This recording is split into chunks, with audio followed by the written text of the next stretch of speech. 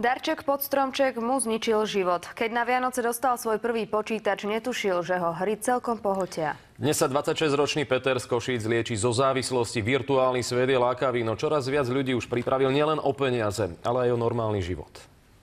Jednoducho musím nejak to obmedziť. Mal pred sebou sľubnú budúcnosť. Petrovi sa darilo v športe a skutočný talent objavil v kreslení. Ocenenia prichádzali z rôznych kútov sveta, dokonca aj z Japonska či z Nemecka. No za týmto svetom zatvoril dvere a ostal uväznený v svete virtuálnom.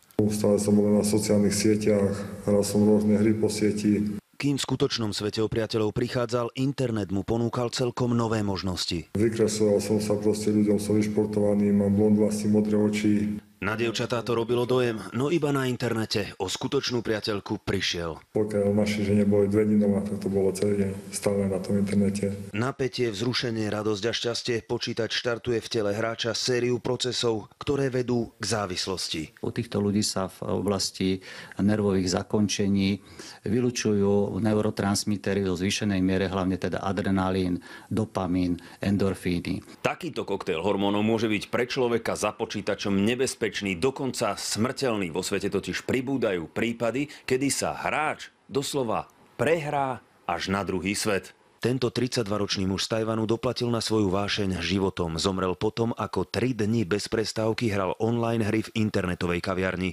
Jeho srdcový záchvat si ďalší hráči v miestnosti ani len nevšimli. V tejto krajine ide pritom už o druhé takéto úmrtie kvôli nepretržitému hraniu od začiatku roka. Jednoznačne odporúčam zastaviť počítačové hry, prestať hrať, počítačové hry, prestať hrať a úplne abstinovať. Povedal by som zabudnúť na ne. No a k ráznej rade psychiatra sa so zlomeným hlasom pridáva aj Peter so svojou žiaľ zlou životnou skúsenosťou. Ten virtuálny svet nestojí za to, proste tým stratia priateľov, rodinu. Nech to radšej teraz zarazia, ako by to mali zaraziť potom, lebo už potom ale že už bude neskoro. Marian Ujházia, Marek Gudiak, televízia Markíza.